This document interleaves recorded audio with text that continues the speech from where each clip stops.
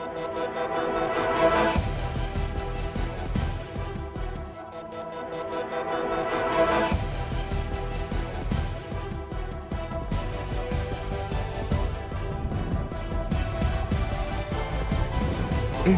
Voice, आपकी सोच, आपकी आवाज।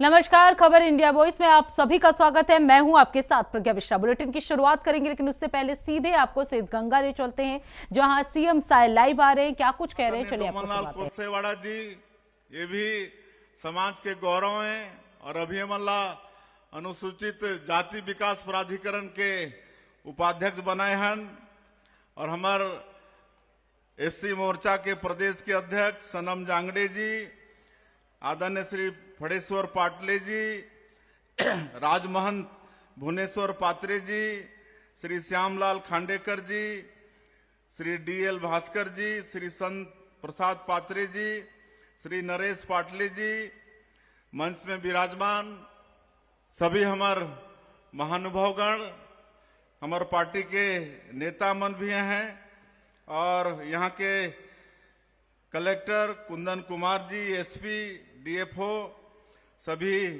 अधिकारी मन और आज के इस जयंती के महोत्सव में उपस्थित हमार सतनामी समाज के सभी सज्जनवृंद, मातृशक्ति हमार माता बहनी मन, युवा साथी मन और हमार मीडिया के साथी भाई मन, सबके लिए पहले आप मनला बाबा गुरु घासीदास जयंती के बहुत बहुत शुभकामना, बहुत बहुत बधाई। एकर पहले हमन सैयद गंगा वहां जाए रहन और अभी लालपुर आए हन और पिछले साल भी आपन बुलाए रहा तो पिछले साल भी हमन आए रहन और यहाँ भी लालपुर में बाबा गुरु घासीदास जी के पूजा अर्चना हमन करे हन और छत्तीसगढ़ के खुशहाली के लिए और सबके घर में सुख समृद्धि हो, अमन चैन हो, एक बार बाबा से आशीर्वाद मांगे हन। और आप सब जाना था कि अभी 2 साल हमार सरकार ला हुई से 13 दिसंबर ला और ये 2 साल में बहुत जो मोदी के गारंटी में हमार पार्टी के वादा रही से, हमारे देश के प्रधानमंत्री के वादा रही से उमला हमन पूरा करे हन। अभी वो सबला आपन जानत भी है, बताए कि थोड़ा समय नहीं है, काबर हेलीकॉप्टर वाला कहते कि 4:40 तक आखिरी उड़ना है और एक बाद मोर 3 कार्यक्रम है और बाबा गुरु घासीदास जयंती के ही भिलाई में जाना है, रायपुर के अंदर भी 2 कार्यक्रम है, इसलिए मैं क्षमा चाहते हुए मोदी के गारंटी के सबो काम ला हमन 2 साल में अधिकांश बड़े बड़े जो काम है वाला पूरा करे हन। प्रधानमंत्री आवास भी 18 लाख स्वीकृत करे हन, किसान मन के वादा ला भी पूरा करत हन। अभी 3 साल धान खरीदत हन और अंतर के जो राशि हो ही धान खरीदी समाप्त हो ओकर 1 सप्ताह में किसान मन के खाता में भेज देवो। विपक्ष वाला मन बड़ा आरोप लगाते हैं कि सरकार की मंशा नहीं है धान खरीदी करने का। मैं बताता हूं कि इस साल पिछले साल से भी 1 लाख किसान मन के ज्यादा पंजीयन हुए और 1 लाख हेक्टर रकबा भी बढ़े है। तो हमन पूरा सरकार वचनबद्ध है हर किसान के धान खरीदे बर। और आज महतारी बंधन के भी पैसा जात है, हर महीना 22वां किस्त दे चुके हन। 14,000 करोड़ आज उमन के खाता में भेजे हन। रामलला दर्शन योजना 38,000 आज ओकर लाभ ले चुकिन है। तो सिद्धगंगा से सीएम साय को आप सुन रहे थे। अब रुक कर लेते हैं खबरों की ओर। खबर लखनऊ से है, जहां आज सपा विधानमंडल दल की बैठक आयोजित हुई। आपको बता दें, ये बैठक अखिलेश यादव की मौजूदगी में हुई। इस दौरान कोड इन सिर्फ एसआईआर समेत कई मुद्दों पर चर्चा की गई। वहीं समाजवादी पार्टी ने कहा कि शीतकालीन सत्र में सदन में मुद्दा उठाया जाएगा। इस दौरान अखिलेश यादव ने सभी विधायकों को बुलाया। तो आपको बता दें, आज समाजवादी पार्टी ने विधानमंडल दल की बैठक आयोजित की। इस बैठक में सभी नेता जो हैं वो मौजूद रहे अखिलेश यादव की मौजूदगी में। ये बैठक की गई। कोड इन सिरप, SIR समेत कई मुद्दों पर चर्चा की गई।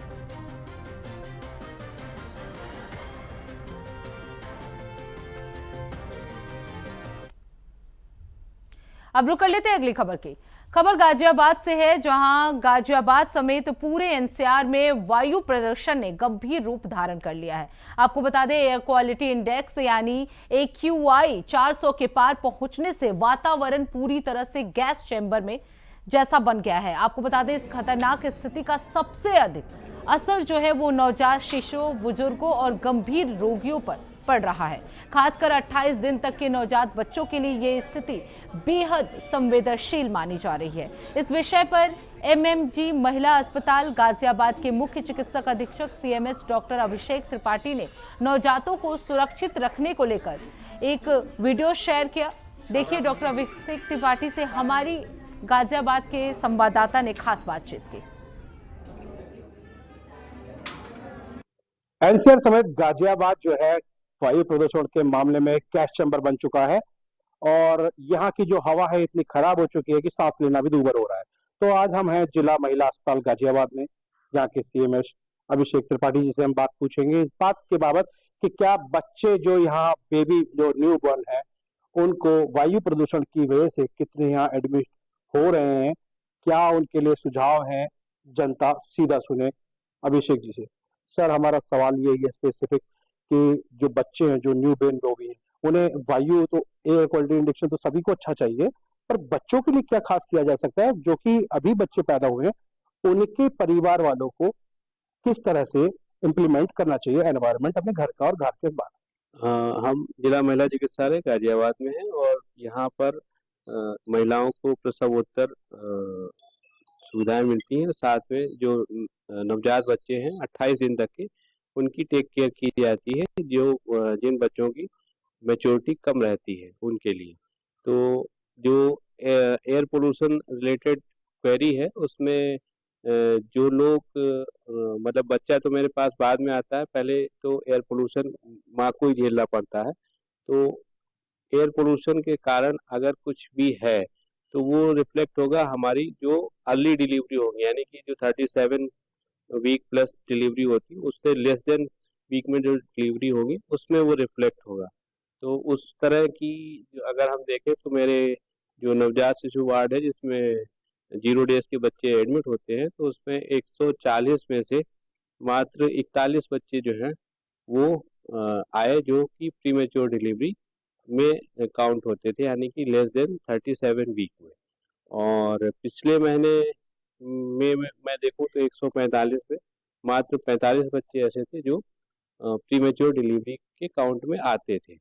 तो इसमें जो इस समय AQI इंडेक्स है और जो पिछले महीने AQI इंडेक्स रहा उससे कोई कोरिलेशन तो मैं आपको क्लियरली कट नहीं बता सकता, लेकिन हाँ ये है कि वाकई AQI बढ़ा हुआ है तो वो पैसिवली सबको इफेक्टेड कर रहा है और उसके बाबत ICMR द्वारा विस्तृत स्टडी करके इस पे रिपोर्ट पब्लिश करनी चाहिए। तो आपने कहा ये पब्लिश करनी चाहिए, तो ये पब्लिश तो होगी जब होगी। वायु प्रदूषण से जो गर्भवती महिलाएं हैं जो यहाँ आती हैं अपने चेकअप के लिए, जांच के लिए, क्योंकि सबसे बड़ी माँ की ही खूबी है कि जो बच्चे को वो जन्म देने वाली है, तो उस माँ के लिए क्या संदेश होगा और घर का एनवायरनमेंट कैसा होना चाहिए गर्भवती महिला के लिए और जो बच्चे जो पैदा होते हैं उस परिवार के लिए आपका क्या सलाह होगा? सर देखिए, इसमें मेरा ये कहना है कि पूरे NCR का ही जो AQI इंडेक्स है वो खराब है। तो इसमें 19-20 ही होगा कि घर के बाहर पोल्यूशन है और या घर के अंदर है, क्योंकि इट परसिस्टेंटली चल रहा है। तो पोल्यूशन ऐसा नहीं है कि कमरा बंद कर लिया तो घर के अंदर नहीं घुसा होगा, हवा तो सब अंदर बाहर मिक्स ही हो रही है। तो हाँ, बस हम इतना कर सकते हैं कि जो पोल्यूशन का टाइम है, जैसे कंडेंसेशन सुबह के समय ज़्यादा होता है, तो सुबह के समय जो हम लोग टहलने निकलते हैं तो उस समय जो पोल्यूशन है वो ठंडी हवा के हवा रुकने और उसके कारण कंडेंसेशन उसका ज़्यादा रहता है, तो वो इनहेलेशन में जाता है। तो उस समय मास्क वगैरह लगा के निकले और घर में जो जैसे वाटर एक्वेरियम टाइप की चीज़ होती है वो लगाएं, ताकि उसमें से जो आपके कमरे में जो वायु है वो उससे प्रोसेस होके, वाटर से प्रोसेस होके फिल्टर होके निकले, तो वो फ्रेश एयर आपको मिलेगी। तो जो भी प्रेसिपिटेंट है, जो है PM 2.5 और 10 जो कंडेंस होते हैं जो हैं वो उसमें सेटल हो जाएंगे, तो आपके इंटरनल कमरे की हवा शुद्ध रह सकती है। या अगर आप अफोर्डेबिलिटी है तो आप चाहें तो एयर प्यूरीफायर वगैरह भी यूज़ कर सकते हैं। तो दोनों तरह की चीज़ें हैं, तो जिसकी जैसी अफोर्डेबिलिटी वैसा वो काम करे, प्लस वो मास्क वगैरह लगा के रहें। और जो है प्रदूषण का जो पीक टाइम होता है नाइट आवर्स, जब हमारे घरों के आसपास से हैवी ट्रैफिक गुजर रहा होता है और हवा में कंसंट्रेशन ज़्यादा होने की वजह से वो प्रेसिपिटेट हो रहा होता है, तो वो उस समय हम बाहर का एक्सपोजर कम लें। तो ये थे CMS अभिषेक त्रिपाठी जी, जो कि गर्भवती महिला और उनके होने वाले बच्चों और उनके परिवार के लिए प्रिस्क्रिप्शन माने, डॉक्टर सलाह माने, ये वायु प्रदूषण कंट्रोल में ना सही अपने परिवार के लिए आप सुरक्षित कर सकते हैं। तमाम जानकारी से बने रहे मेरे साथ Mahendra Sharma, India voice news Ghaziabad. अब सीधे आपको ले चलते हैं हरियाणा विधानसभा, जहां सीएम नायब सिंह सैनी अपना संबोधन दे रहे हैं। चौधरी भूपेंद्र सिंह हुड्डा जी भी मौजूद थे जब उसके ऊपर प्रस्ताव पर चर्चा चल रही थी। तो चौधरी भूपेंद्र सिंह हुड्डा जी ने खड़े होकर के कहा, मैं धन्यवाद करना चाहूंगा इनका कि इसके ऊपर चर्चा नहीं करनी चाहिए, सर्वसम्मति से पास किया जाए इसको। और माननीय अध्यक्ष जी, सभी महान सदन ने इस प्रस्ताव को सर्वसम्मत पास किया। और माननीय अध्यक्ष जी, जो ये संकल्प था, इस संकल्प को लेकर के हमने हरियाणा निवास में 3 तारीख को सर्वदलीय बैठक बुलाई। माननीय हमारे विपक्ष के नेता भूपेंद्र सिंह हुड्डा जी से मैंने स्वयं फोन करके समय लिया। मैंने कहा कि हम सर्वदलीय बैठक इसके लिए बुलाना चाहते हैं, आप हमें समय देंगे तो हम सबको सूचना करेंगे। माननीय हुड्डा जी ने तुरंत समय दिया, हमने सभी को सूचना किया। सभी हमारे विपक्षी दल के सदस्य वहां पर आए और बैठ करके पूरी चर्चा हुई। उसका पूरा मिनटों मिनट माननीय अध्यक्ष जी तैयार किया गया। उसके कार्यक्रम क्या क्या होंगे, उसकी एक समिति भी बनी। माननीय अध्यक्ष जी, मैं धन्यवाद करना चाहूंगा उस समिति के अंदर हरियाणा गुरुद्वारा प्रबंधक कमेटी, यह भी निर्णय किया गया कि सरकार पीछे रहेगी, हरियाणा गुरुद्वारा प्रबंधक कमेटी आगे होकर के इस महान गुरु तेग बहादुर जी के शहीदी दिवस को मनाने का काम करेगी। ये जो निर्णय था, जो आगे काम कर रही थी, वो हरियाणा गुरुद्वारा प्रबंधक कमेटी कर रही थी। सरकार तो पीछे माननीय अध्यक्ष जी उसका सहयोग कर रही थी। और सर्वदलीय बैठक में माननीय अध्यक्ष जी ये भी निर्णय किया गया कि सभी हमारे जितने 90 के 90 विधायक, हमारे पार्टी के सभी दलों के सीनियर लोग, जहां जहां से यात्राएं निकलेंगी वहां वहां वो जा करके उनका स्वागत करेंगे। ये सर्वदलीय बैठक में निर्णय किया गया। और माननीय अध्यक्ष जी, जो समिति बनी, समिति को भी ये आदेश दिया गया, कहा गया उसको कि जहां भी यात्रा चले, जहां रात को रुके, आप वहां अगले दिन जब चलेगी तो सभी वहां के बड़े दलों के नेता उस यात्रा के अंदर शामिल होने चाहिए। क्योंकि आम जन जब उसके अंदर सहयोग कर रहा है तो सभी दलों के नेता भी जब वहां पर होंगे तो गुरुओं को सच्ची हम नमन तभी कर पाएंगे जब जो निर्णय सरकार ने लिया था, सरकार का माननीय अध्यक्ष जी पीछे रह करके सहयोग करने का विषय था, परंतु मैं इसके ऊपर कुछ विषय नहीं रखना चाहता। माननीय अध्यक्ष जी, इसमें सभी राजनीतिक दलों ने श्री गुरु तेग बहादुर जी के शहीदी वर्ष के आयोजन को भव्य बनाने के लिए अनेक उस बैठक के अंदर महत्वपूर्ण सुझाव भी दिए। उन सुझावों के ऊपर हमने चर्चा भी की है। माननीय अध्यक्ष जी, हम उसको पूरा सूचीबद्ध उसको किया गया और उसके ऊपर जो विपक्ष की तरफ से जिन भी दलों से सुझाव आए, उन सुझावों के ऊपर भी माननीय अध्यक्ष जी काम किया गया। माननीय अध्यक्ष जी, यह बैठक हरियाणा की लोकतांत्रिक परंपरा और सांस्कृतिक एकता का एक सुंदर उदाहरण बनी। माननीय अध्यक्ष जी, जिसमें राजनीति से ऊपर उठ करके सभी द्वारा हमारे गौरवशाली इतिहास और विरासत के प्रति सम्मान प्रकट किया गया।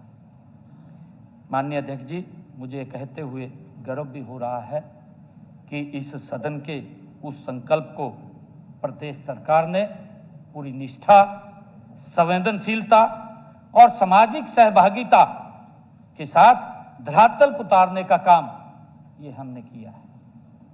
माननीय अध्यक्ष जी, हमने हरियाणा सिख गुरुद्वारा प्रबंधक कमेटी के साथ मिलकर के पूरे प्रदेश में अनेक आयोजन किए। माननीय अध्यक्ष जी, इनका उद्देश्य जो हमने आयोजन किए हैं, इनका उद्देश्य गुरु साहिब को नमन करना तथा नई पीढ़ी को गुरु तेग बहादुर जी साहिब के जीवन, उनकी शिक्षाओं, उनके बलिदान और से प्रेरित करना भी इस यात्रा का मुख्य उद्देश्य था। माननीय अध्यक्ष जी, ये सोच थी कि जो कष्ट, जो यातनाएं जो हमारे देश के लोगों ने सही और उन यातनाओं को सरल करने का काम, उन यातनाओं से देश के लोगों को बचाने का काम हमारे महान गुरुओं ने किया, हमारे महान महापुरुषों ने किया और उस इतिहास को हम आने वाली पीढ़ी को इसके माध्यम से जन जन तक पहुंचाने का काम हम करना चाहते थे। उसके ऊपर पूरे विपक्ष की सहमति बनी। माननीय अध्यक्ष जी, हमने यह भी सुनिश्चित करने का प्रयास किया कि गुरु जी का संदेश केवल कुछ आयोजनों तक सीमित न रहे। हमने इसको भी, क्योंकि हमने पूरा उसके ऊपर बैठ करके चर्चा की, विपक्ष के साथ बैठ करके उसको जो भी सुझाव विपक्ष की तरफ से आए, एक लंबी सूची बनी माननीय अध्यक्ष जी। उस सूची के अनुसार हमने उन कार्यक्रमों को आगे बढ़ाने का काम किया है।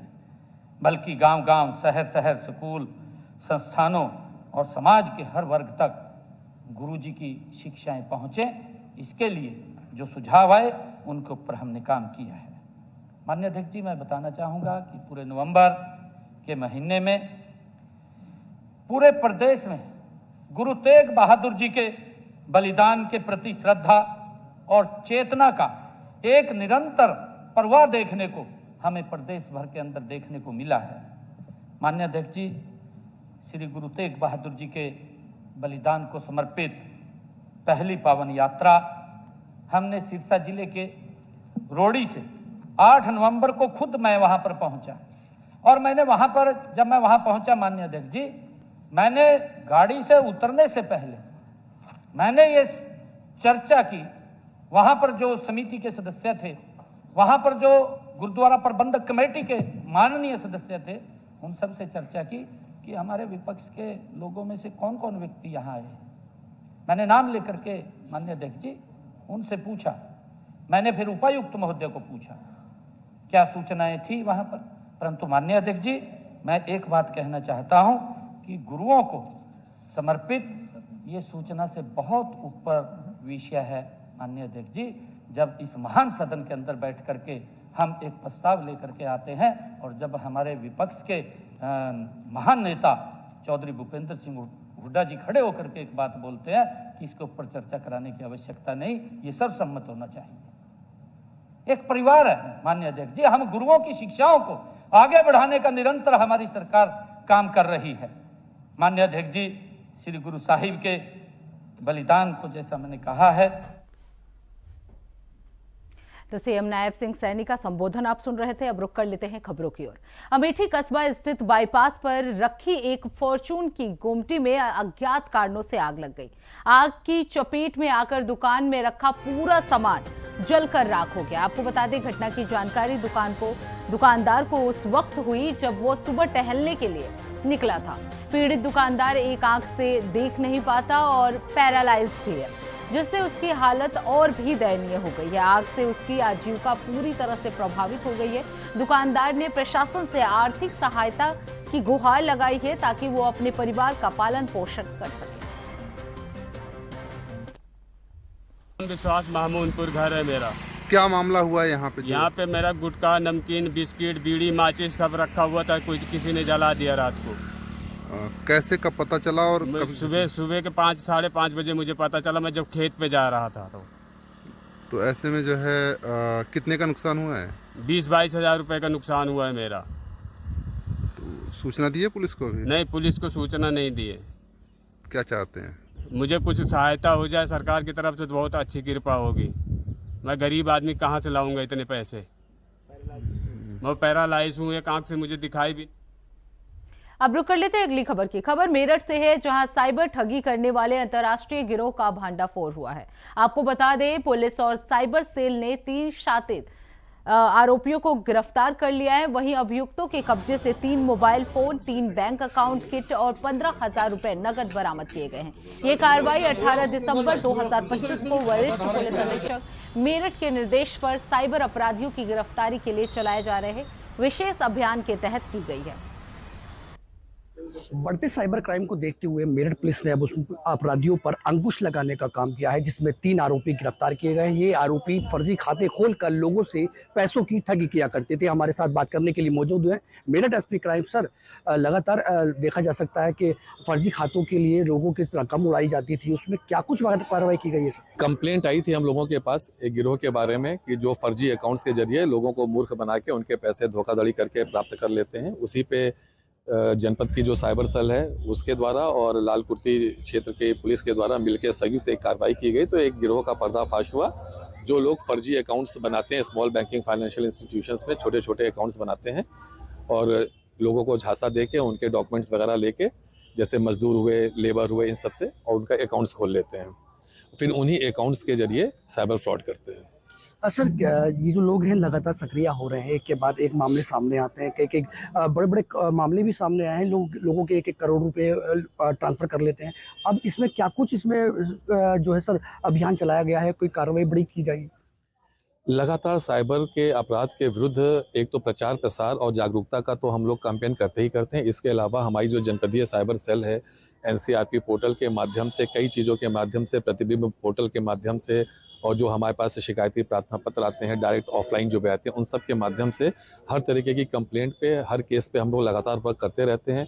कॉन्टिन्यूसली हम लोग उसमें प्रयास करते रहते हैं कि गिरफ्तारी लोगों की होती रहे, अभियुक्त पकड़ते जाएं। कई बड़े प्रकरण हम लोगों ने पकड़े भी हैं और भविष्य में भी इस पर प्रयास जारी रहेंगे। आज 3 आरोपी गिरफ्तार किए गए हैं, क्या कुछ उनका आपराधिक इतिहास और कितनी चीज़ें इसमें बरामद की गई है सर? देखिए, उनके पास से 3 मोबाइल, करीब 15,000 रुपये कैश, और ये प्रेस नोट में है, मैं आपको दे देता हूँ, इसमें जो इनके पास बरामद हुआ है। और ये जो अकाउंट्स में लोग खोलते तो उस अकाउंट्स पे ये छोटे मोटे ट्रांजैक्शन करते थे, 10,000, 15,000, 2,000, 5,000, इस टाइप का करके लोगों को बेवकूफ़ बनाते थे। बाकी जो बड़े अमाउंट से, चूँकि ये 52 डिफरेंट अपराधों में लिप्त पाए गए हैं, तो उनके भी हम लोग निकाल के देख रहे हैं कि एक्चुअली में इन्होंने कितने लाखों का या कितने करोड़ों का कार्य किया, वो अभी पता लग जाएगा। सर, लगता है कि इसमें और भी गिरोह जो है इनका सामने आ सकता है? बिल्कुल, इसमें ये जो गिरोह हम लोगों ने एक तरह से बीच की कड़ी पकड़ ली है, और इसके जो कुछ मुख्य लोग और भी इससे जुड़े हुए हैं, शीघ्र उनकी गिरफ्तारी हो जाएगी। सर, कितने खाते इन्होंने अब तक खोल चुके हैं? 29 खाते। हमारे साथ बात करने के लिए मौजूद थे मेरठ एसपी क्राइम, जिनका ये कहना है जो लगातार ये सक्रिय हो रहे हैं साइबर क्राइम के जो लोग हैं, इनसे 29 अकाउंट फर्जी है वो खोल चुके हैं। लगातार एक दूसरे के अकाउंट में ट्रांसफर करते हैं, जिसमें लाल कुर्ती पुलिस और स्ट्राइक टीम के 3 आरोपी इसमें गिरफ्तार किए हैं, जिसमें लगातार उनकी अब आपराधिक इतिहास खंगालने में पुलिस जुड़ गई है। कैमरामैन मोहसिन खान के साथ मैं शाहरुख सफी, इंडिया वॉइस, मेरठ। तो इसी के साथ इस बुलेटिन में बस इतना ही। देश दुनिया की तमाम बड़ी खबरों के लिए देखते रहिए इंडिया वॉइस। तब तक के लिए नमस्कार।